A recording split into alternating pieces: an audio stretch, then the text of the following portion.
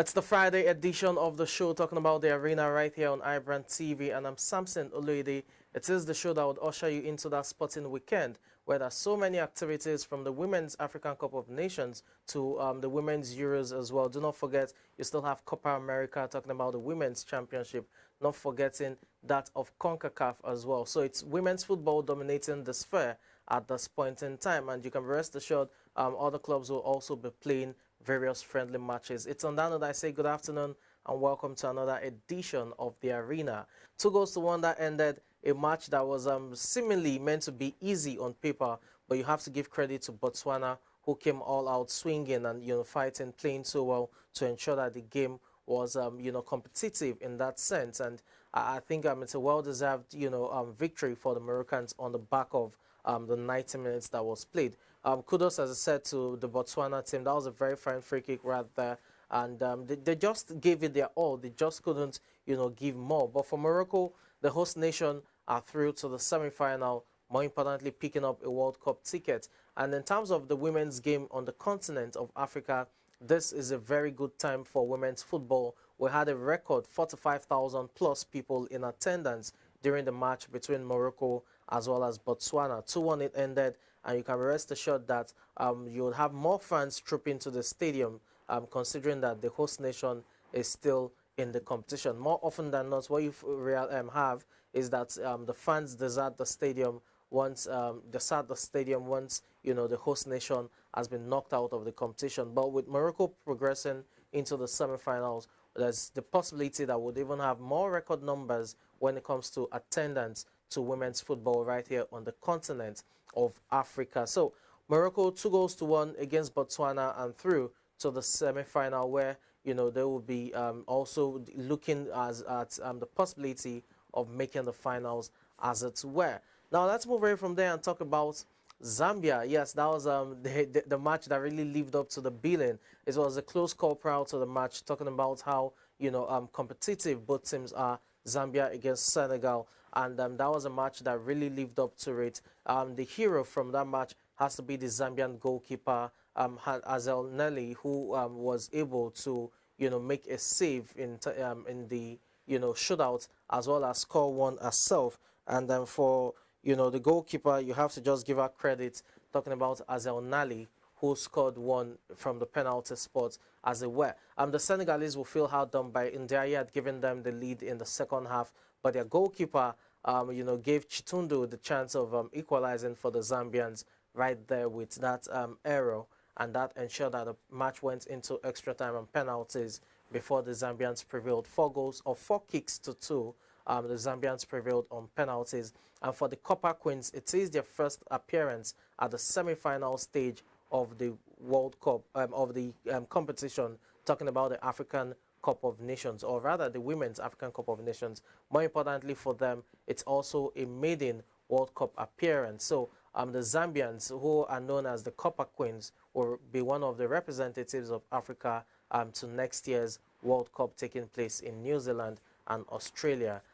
It's a good one for them. On paper, yes, it was a close match, but probably over the course of the entire duration of the match, you want to give Zambia the edge in terms of deserving of the victory, and I think it's one that would go a long way. Now for Zambia as well, they didn't just stumble into this.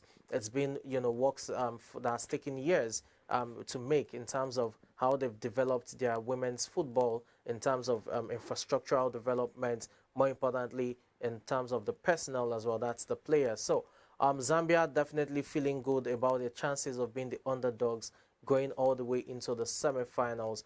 For Morocco, yes, they qualified as well as the host nation, but what's more important for Morocco is the fact that they are the first North African team to qualify for the FIFA Women's World Cup, and that's a good one for women's football, especially from North Africa. More often than not, it's always been the West African teams that has represented Africa when it comes to the world stage, from Nigeria to Cameroon. But this time around, you now have a North African team representing Africa at the World Cup, and that's Morocco. So there's still so much to play for, talking about the Women's African Cup of Nations, but you can be rest assured that it's getting to a point where both teams, all 4 teams rather, will feel that they have a good chance of winning the title in terms of this year's Women's African Cup of Nations. Let's see how that goes, but it will be intriguing to see who eventually gets this. Moving on from there, let's talk about the Women's Euros. That's ongoing. Remember I said women's football right now is taking place, all over the world, from your CONCACAF region, where you have the Women's Cup right there taking place, to the South America, that's your CONMEBOL, where, the Copa America Women's competition is also going on. Here on the continent of Africa, you have our own Women's African Cup of Nations, not forgetting the Euros. I'm talking about, the Women's Euros 2022. But concerning the Euros, our focus is on today's match. It is the big one between Austria and Norway. Both teams are tied on 3 points. Both teams need a win to qualify for the quarterfinal, and this will be intriguing to see. In a group that has England, Austria, Norway, as well as Northern Ireland, the Northern Irish women have been the whipping women of the team, or of the group rather, registering no points from 2 games. So they're out of the contention. England, the host nation, are through to the quarterfinals already, having won 2 matches on the bounce. The first match was against Austria, which was a 1-0 victory, while the second match was a blowout win, 8-0, that ended a humiliation for Austria and for Norway. So England are through, but Norway and Austria have so much to play for. For Norway now, they have Ada Egerberg, the former Ballon d'Or winner, in their midst, but they'll still need to rely on others to really step up to the plate. The last time Norway played was that 8-0 bashing they received in the hands of England. So it will be interesting to see how the coach is able to rally his women, in terms of getting back to track, because such a defeat would definitely have a bit of dent when it comes to the mental and psyche of the players. So let's see how the Norwegians step up to this challenge. For Austria, they are currently on a good standing. A draw would see them through to the quarterfinals, considering they have a better goal difference than Norway. Again, I said Austria lost their first match to England by a lone goal, but were able to win their second match against Northern Ireland by 2-0. So they have 3 points and a +1 goal difference, while for Norway, they won their first match by 4-1, but lost the second one to England by 8-0. So they have 3 points, but a -5 goal difference, and that may just be their undoing when it comes to getting a quarterfinal slot. It's yet to be seen. A win definitely will get them through.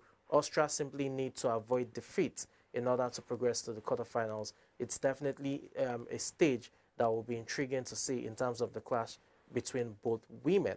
Still talking football now, let's move away from there and talk about an issue that has generated controversy ever since it erupted, and that's about the UEFA Champions League final that took place last season, not last year now, last season. Yes, Real Madrid won by lone goal, Vinicius Junior strike, but that's not the issue. The issue has to do with the UEFA Champions League fan unrest.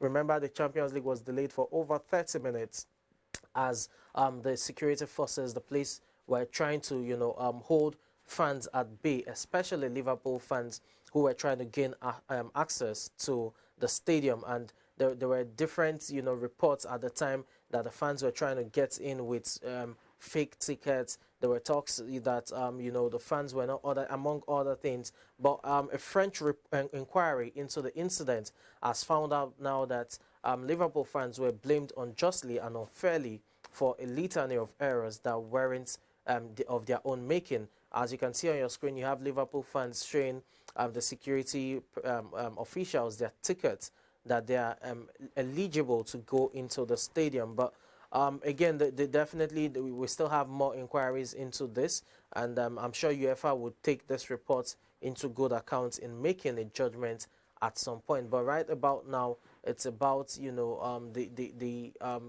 way the UEFA can ensure that there's no repeat of what happened the last time out, because it was really, really ridiculous. You had fans being pepper sprayed, you had fans being tear gassed. It was really, really ridiculous in terms of the treatment of the fans right there, talking about Liverpool fans. So the French inquiry has, giving Liverpool fans a clean slate in terms of their conduct, saying that the fans were not at fault in that sense. But I'm sure in the coming days there will be more clarity to the various inquiries into the UEFA Champions League fan unrest.